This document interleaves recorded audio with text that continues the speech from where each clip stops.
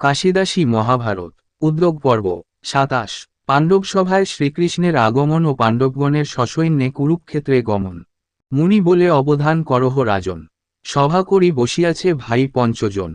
হেনকালে উপনীত হন নারায়ণ, কৃষ্ণে দেখি সসম্ভ্রমে উঠে পঞ্চজন। বসিতে আসন দিয়া জিজ্ঞাসেন তায়, কি কার্য করিলে কৃষ্ণ কুরুর সভায়? বিবরিয়া সব কথা কহ নারায়ণ, এত শুনি হাসি মুখে কহে জনার্দন। অতি বড় নরাধম রাজা দুর্যোধন, কাহারও বচন না শুনিল কখন।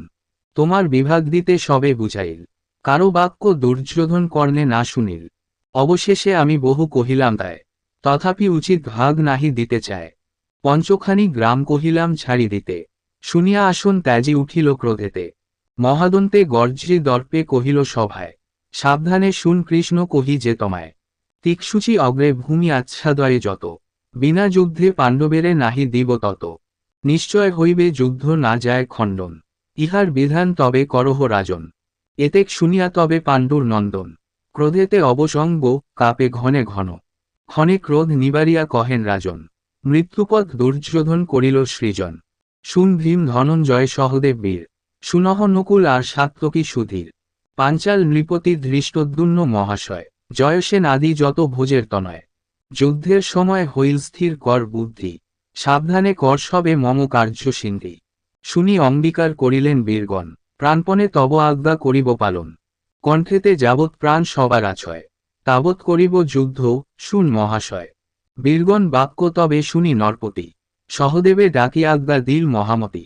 শুভক্ষণ দেখ ভাই, যাব কুরুক্ষেত্র, সৈন্যগণে সাজিবারে বলহ একত্র। সহদেব বলে, রাজা আজি শুভক্ষণ, পঞ্চমী দিবস আজি নক্ষত্র উত্তম। আজি যাত্রা করিবারে হয়তো উচিত, আজ্ঞা কইলে করি যত সৈন্য সমাহিত। এত শুনি আজ্ঞা দেন ধর্মের নন্দন, সৈন্য সেনাপতি শীঘ্র করহ সাজান। পাইয়া রাজার আজ্ঞা চারি সহদর, সৈন্য সেনাপতিগণ সাজিল বিস্তর। পঞ্চকোটি সহস্র শতেক মহারথী, লক্ষ কোটি শ্রেষ্ঠ শ্রেষ্ঠ সাজে সেনাপতি।